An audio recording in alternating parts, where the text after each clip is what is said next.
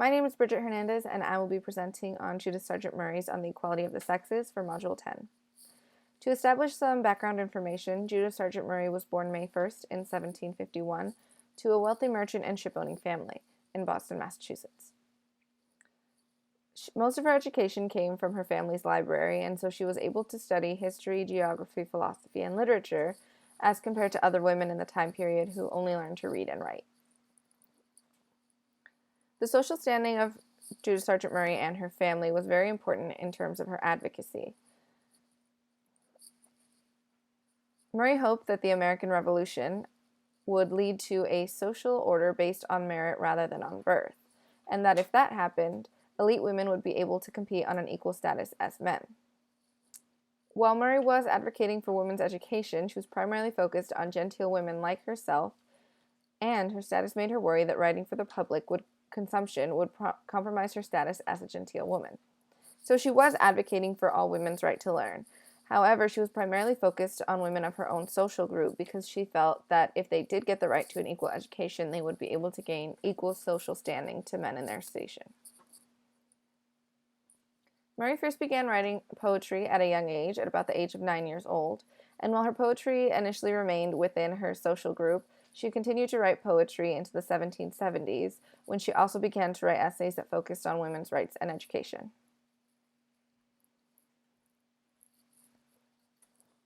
She does open on the equality of the sexes with a poem, which is one example of the ways in which her poetry continued to develop and work alongside her prose. Murray was married to John Stevens from 1769 to 1786, but she struggled with her level of independence in that relationship and the fact that she really wasn't able to establish much of it. In 1788, she remarried to John Murray, who was a pastor, and she hoped would be less inclined to insist upon his patriarchal prerequisites than her first husband had been. Unfortunately, she was still disappointed to not gain that level of independence that she wanted in a marriage, and she remained disappointed in that marriage as well. In 1790, she began her career in earnest and continued to write under a male pseudonym. She had written under other pseudonyms in the past, including the most common one, Constantia, but after an issue with another author where they used this name, Murray eventually retained the rights to the name, but she felt that it would be better to just start with a new, fresh identity, essentially. The main focus of her essays were a woman's right to an education, a woman's right to earn a wage, and a woman's right to manage her finances. All of these themes are present in her most famous essay on the equality of the sexes, which she originally titled The Sexes and was written in 1779. The finalized version of this essay, which is what we read, was published in Massachusetts Magazine in 2 parts in March and April of 1790, and this was shortly before Mary Wollstonecraft's Vindication of the Rights of Women, which was written in 1792. The first article that I look at is titled An Inestimable Prize, Educating Women in the New Republic, The Writings of Judith Sargent Murray by Madeline Cheek. Cheek considers the theory behind Murray's argument and its level of success in establishing better education for women in the 18th century. Cheek emphasizes the ways that Murray's argument proposes 2 options for women in the 18th century. They could strive to be a Republican mother who is educated and uses her education to further educate her children, or the single independent woman who becomes self-sufficient using her education. So Cheek analyzes the educational theory that Murray lays out for educated women and Murray's use of a logical argument within her writings, especially when looking at the Republican mother. Rather than exclusively advocating for education for single women, which might not have been as easy to accept in this time period, Cheek draws attention to Murray's writing strategy in choosing to also focus on how women could improve upon traditional gender roles, such as caring for a family through having a greater education, as compared to stopping an education for women when they learn to read and write. Part of this was based on the idea that if they were educated, women could educate their sons and daughters to a certain degree before their sons went on to further their educations and women went on to do complete domestic tasks and marriages and such. In her article, Cheek claims that this is one of the key factors that contributed to the success of Murray's argument, as it idealized the educated woman to fit the role expected by young women in the 18th century and helped perpetuate the idea that as educated mother teachers, women were destined to shape the future direction of the Republic.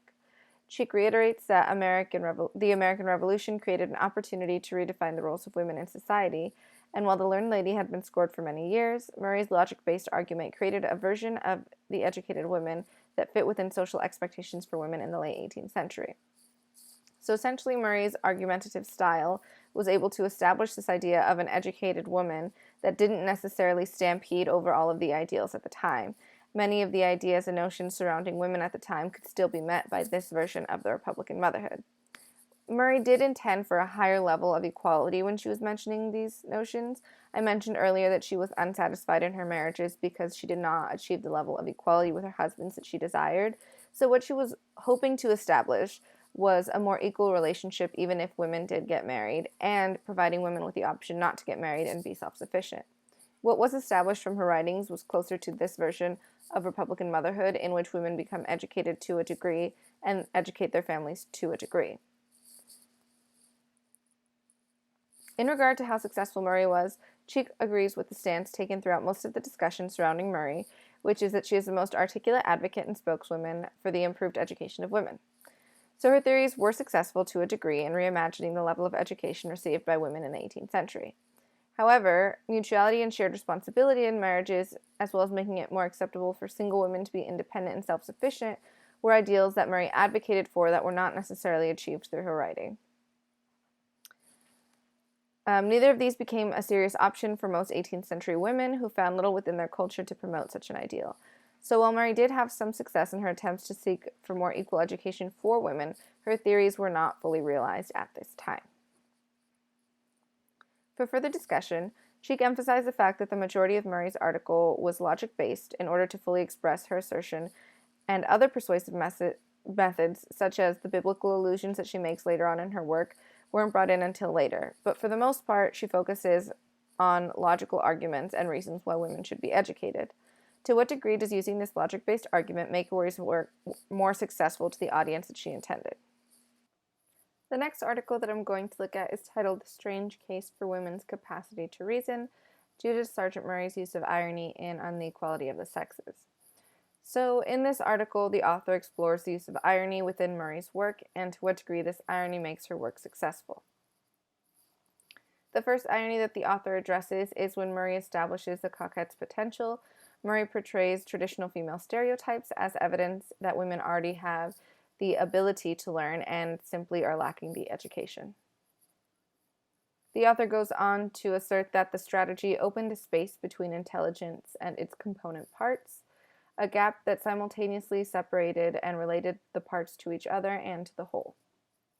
In other words, the author argues that by introducing a seemingly simple irony in the beginning of the work, it made the later ironies that Murray builds up to easier for the audience to accept. The second irony that is explored in the article is that the conventional female education wastes potential. So this irony is built upon the first irony in which she describes female stereotypes. And the second irony is purposefully and explicitly highlighted in the gap between girls' actual development and the ideal womanhood that their education is supposed to create. This irony established the grounds for Murray's argument and highlighted the many flaws associated with not allowing women to be educated.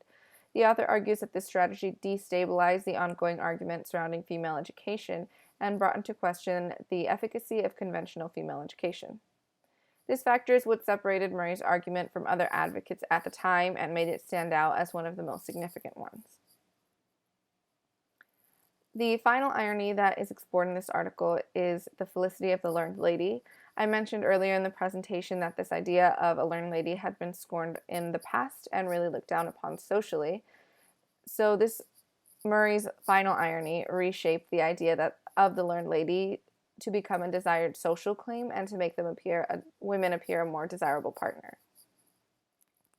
This irony operated differently from the first two ironies and served to offer readers a clear, meaningful, and substantive way to move forward into the future. This irony is what presented an ideal for what women's education could look like and a way that was socially acceptable at the time. The final irony was so successful because Murray attached long-standing conventions about women's ethical obligations to men, society, and God. In this way, the importance commonly placed on women's piety and attractiveness as a marriage partner was reified precisely in the most unlikely guise. Essentially, Murray created a version of the learned lady through this irony that would be an ideal marriage partner, so it made the idea of educating women much less controversial by reinforcing the idea that women would still be in these conventional social limits that were placed upon them. For further discussion, the author analyzes the ways in which three ironies within Murray's texts create a persuasive and compelling argument, in part because of the way the first irony opens the reader up to accepting Murray's ideas.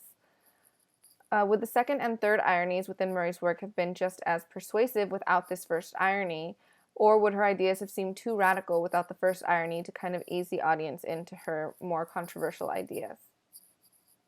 The final criticism that I'll be looking at is from a book titled First Lady of Letters, Judith Sargent Murray and the Struggle for Female Independence, and this book was written by Sheila Skemp. I'll be looking specifically at the 8th chapter, which is titled A Career of Fame. So in the book, Skemp analyzes the events in Murray's life and reflects on Murray's arguments as well as the ways in that different events in her life shaped Murray's arguments. In the 8th chapter of her book, the author analyzes the use of biblical allusions within on the equality of the sexes and how they support and shape Murray's argument for equal education for women. The author considers the biblical allusions within the texts and their success in making Murray's work a compelling argument in the late 18th century. Within her argument, Murray directly refuted Milton's rendition of the biblical creation story, particularly his assertion that Eve was responsible for the original sin. So Murray claims that Eve had a praiseworthy goal in mind when she was tempted by the serpent, which was the hope to achieve a perfection of knowledge. In comparison, Murray does state that Adam sought bodily pleasure, not mental improvement, when he sinned. So Murray uses this allusion to assert that women are driven by a superior mind and desire to learn as compared to men. So by responding directly to and criticizing a man's literary argument, Murray was placing them on equal ground, and this reasserts the idea that given the proper education, women could be at the same social standing as men and fill similar roles that men had at the time. The biblical allusions within the work also mark a point in the argument where Murray shifts from looking at nature, reason, and experience, so the logical arguments that we reflected on earlier in the presentation, to reflecting on scripture to publicly make an argument that she had been working towards for years. This shift makes her argument more well-rounded and gears it towards religion, which was an important social point at the time and served as a persuasive tool in Murray's favor. This is also taking into consideration that I mentioned Murray's second husband was a pastor, so there was that influence of religion in her life.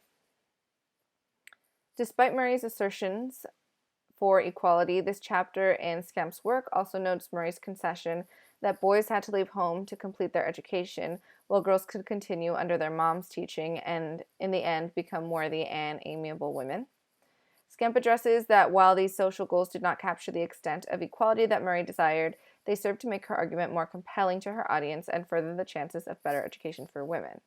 So when Murray did initially present these roles of Republican motherhood and a single, self-sufficient woman, she wanted the ideal of Republican motherhood to be shaped, as I mentioned, towards more equal marriages and overall more equal roles socially. This wasn't necessarily the way that it was interpreted, but Murray's argument did allow for women to receive a better education because of the way it was interpreted, which was that women were desirable with these educations because they could educate their children, which is the argument that the author is making in this chapter of the book. One aspect for further discussion on the equality of the sexes that Skemp addresses within her book is the way in which Murray introduced the essay with a poem that captures the essence of her argument before then delving into her prose and really giving an in-depth look at why she felt that women deserved an equal education. How might introducing the argument in this way have been a successful tool for Murray to use in making her argument? Also, how might the shift from poetry to prose impact the overall tone of Murray's work? And that is the end of the presentation. Thank you for listening.